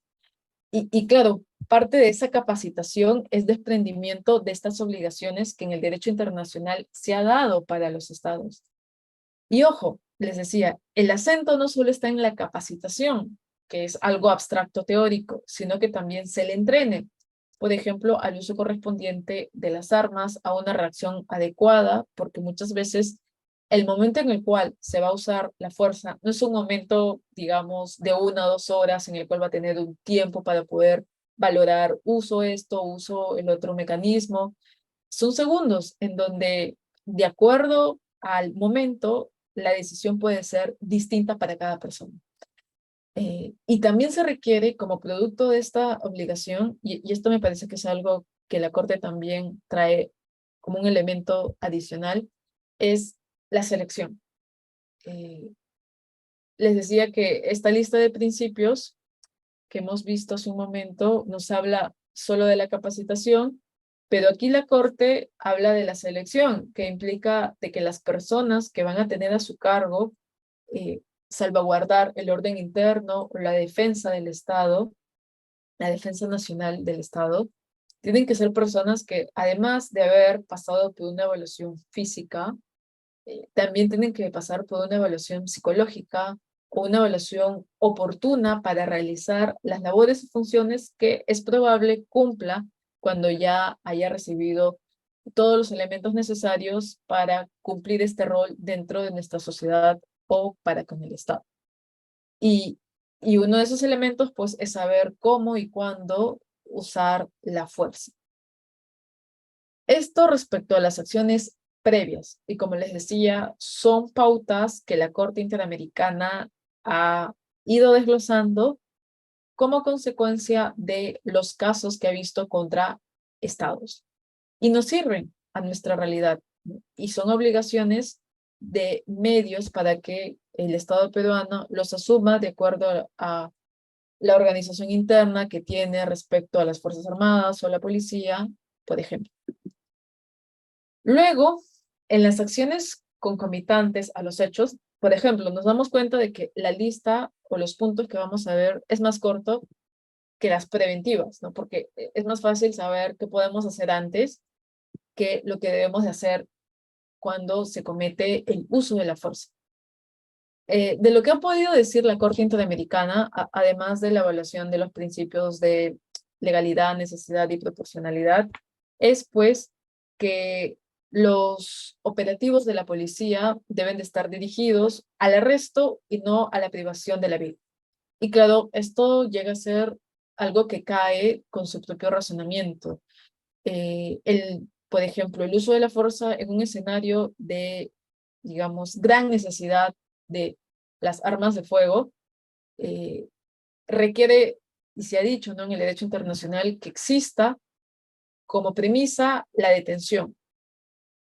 El neutralizarlo con la fuerza física, por ejemplo, a veces también de los agentes o de los policías, pero no necesariamente neutralizarlos a través de la privación de la vida, porque eso ya implica una no valoración adecuada de la vida de la otra persona, incluso cuando está cometiendo delitos, porque la consecuencia jurídica que nuestro sistema le da a una persona que comete un delito es la pena, la privación de la libertad, y no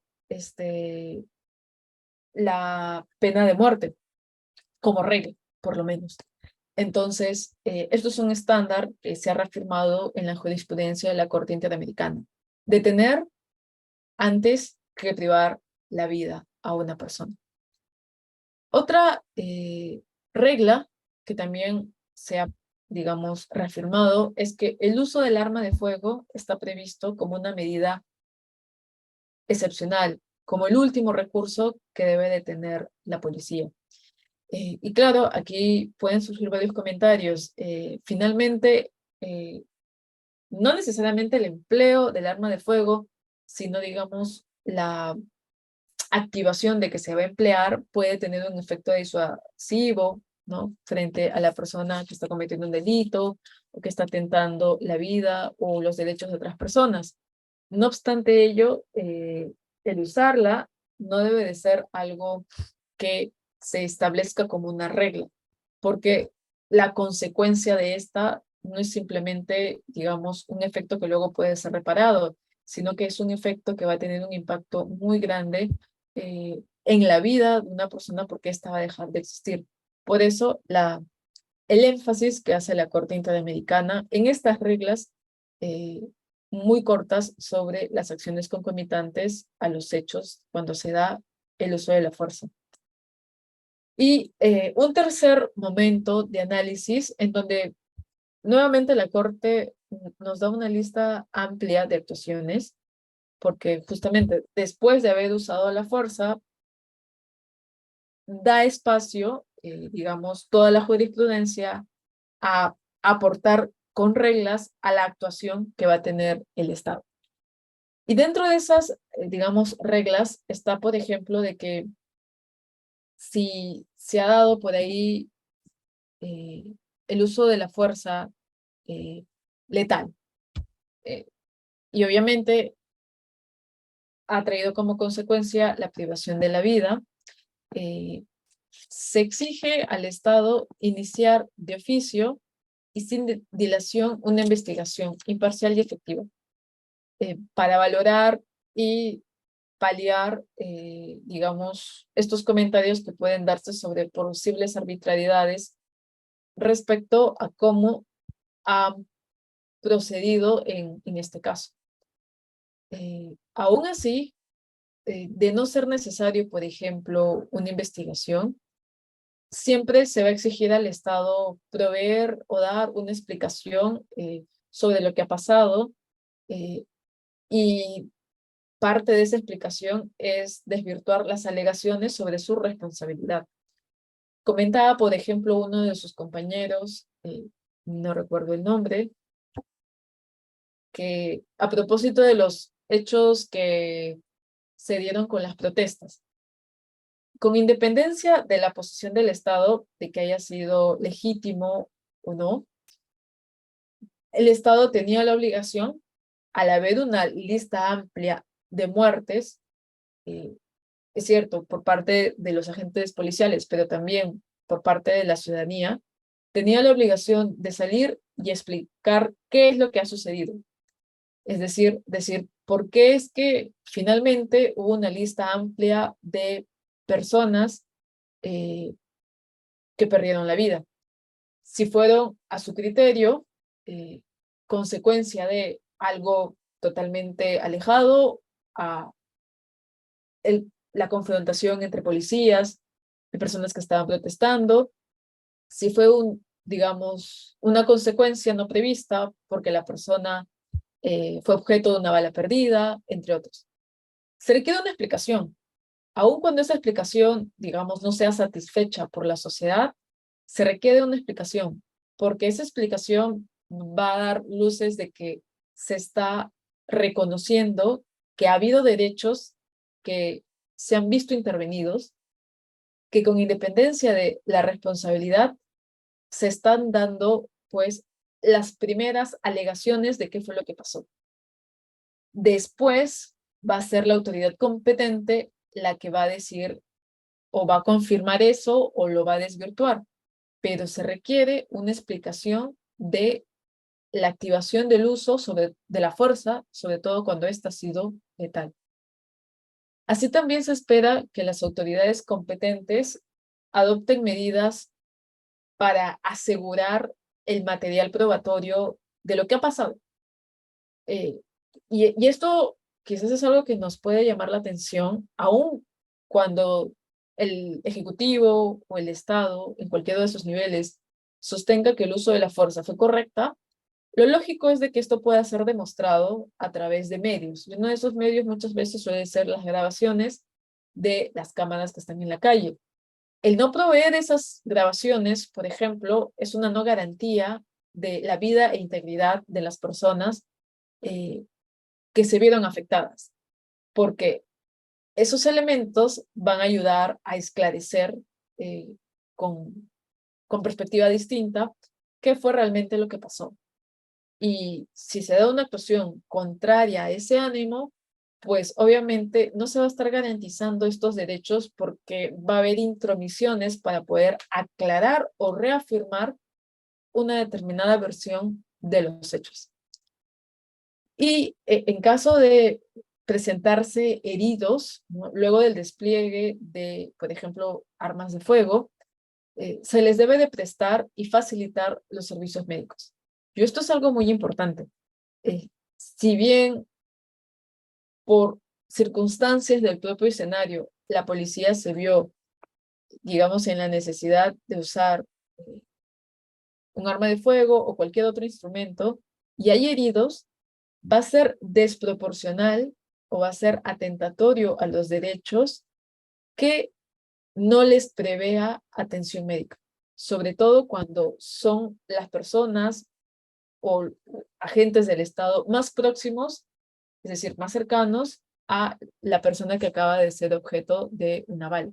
Entonces, hay que prestar y facilitar los servicios médicos. Y esto es algo claro, es decir, para materializar esta obligación no se necesita evaluar mucho, sino simplemente constatar que una persona requiere un servicio médico y llevarlo. Entonces, esas son la manifestación o explicación de esta lista de obligaciones sobre el uso de la fuerza que la Corte Interamericana ha explicado en su jurisprudencia, vinculada a los momentos que se enfrenta el Estado antes del uso de la fuerza, durante el uso de la fuerza y después del uso de la fuerza. Y ya para concluir, yo les decía, quería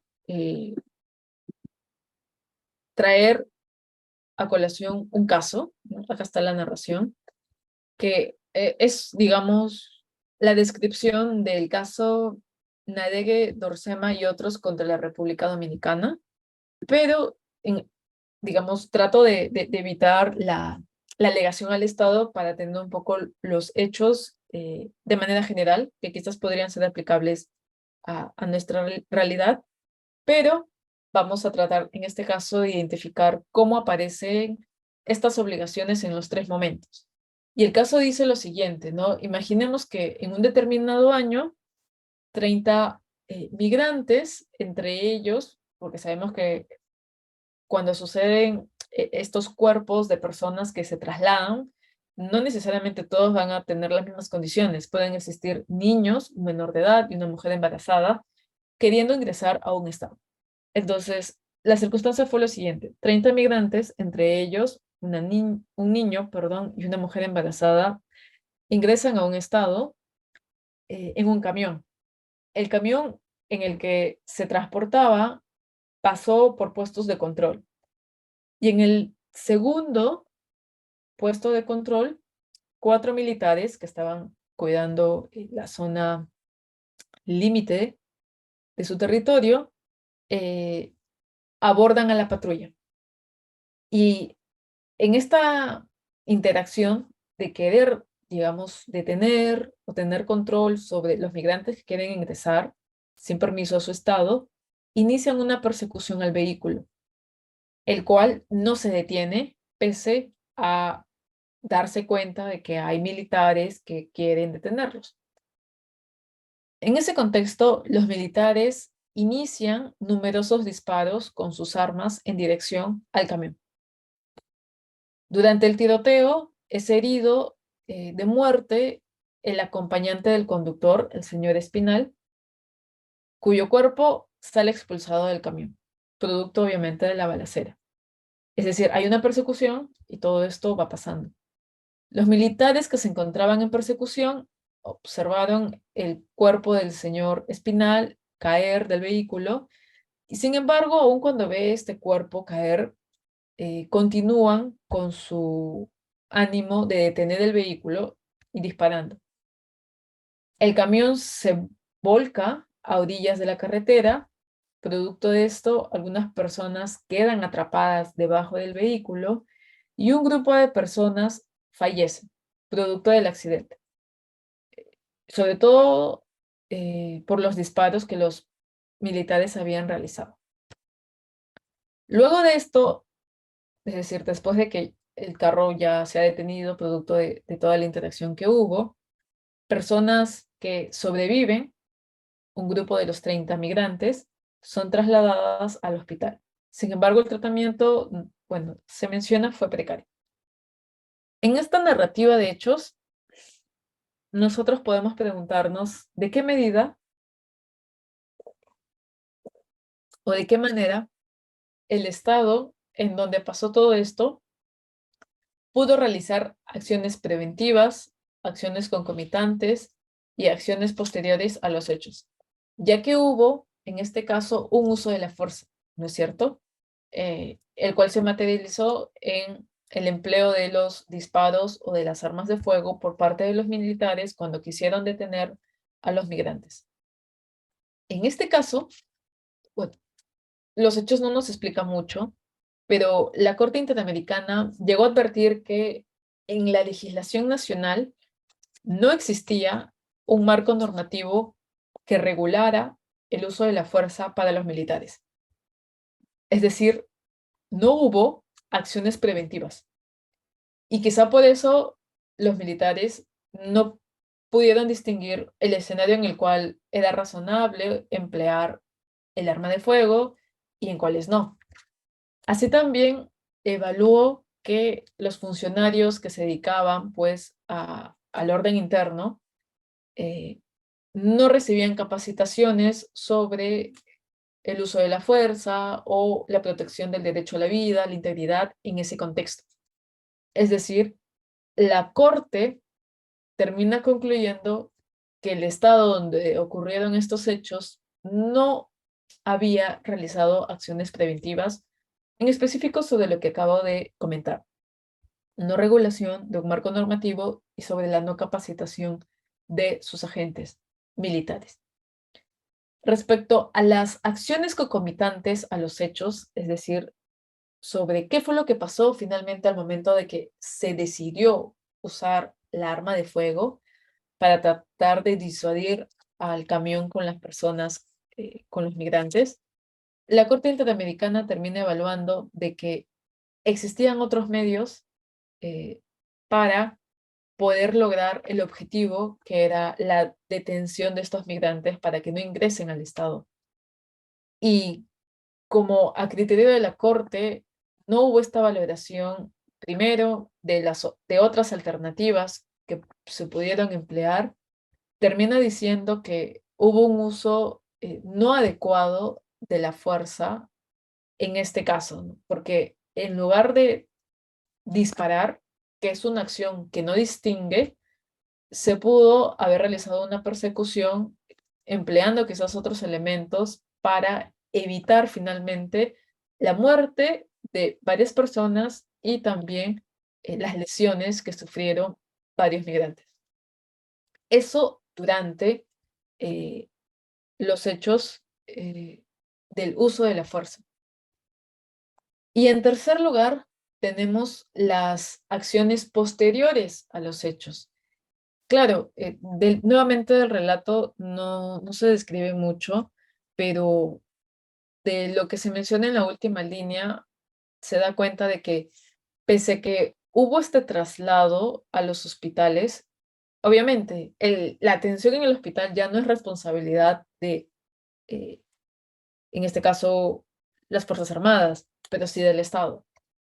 La atención que se dio en el hospital había sido precaria, ¿no? Y nuevamente, a criterio de la Corte Interamericana, esta no atención adecuada después del uso de la fuerza también devino en un uso desproporcionado de, digamos, las facultades que tenía el Estado para poder garantizar el derecho a la vida o el derecho a la integridad de quienes habían sido objeto de estas lesiones.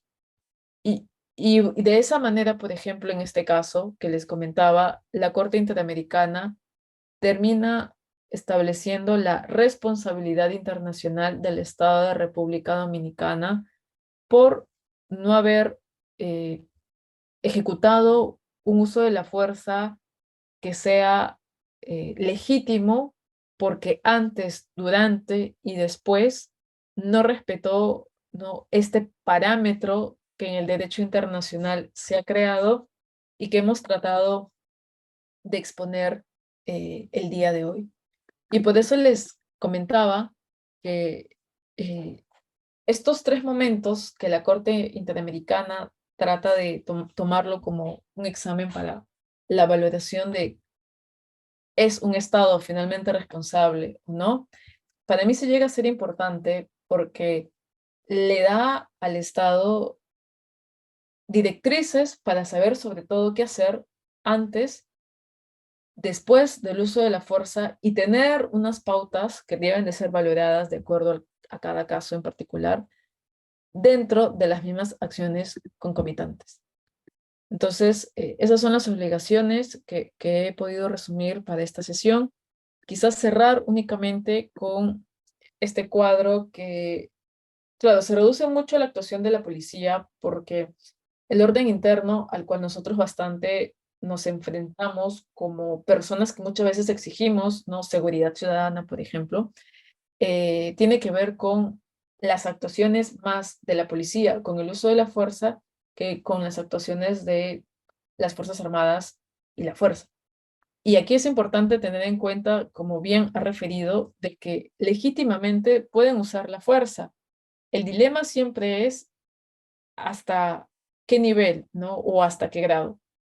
Y hemos podido observar que la Corte Interamericana no va a poder valorar la realidad o circunstancia, momento en el que el policía, no sé, Pérez, va a tener la decisión de usar, por ejemplo, el control físico y no la fuerza letal.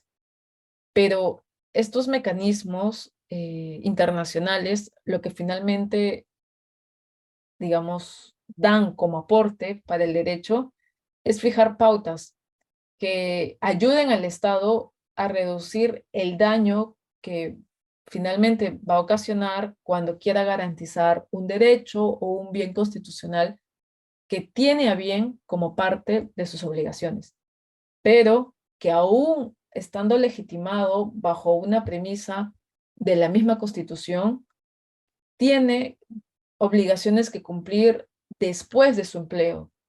Y aun cuando piense que ese empleo ha sido legítimo, debe de pasar por una evaluación pública, si es que no es también judicial de ser necesario, de cara también a garantizar el derecho de los familiares o de la persona que se ha visto afectada, porque esa es la lógica, pues, de un Estado democrático, que exista la posibilidad de todas las partes de poder acceder a un sistema que va a valorar de acuerdo a las circunstancias y características si se ha cumplido o no con estos mínimos.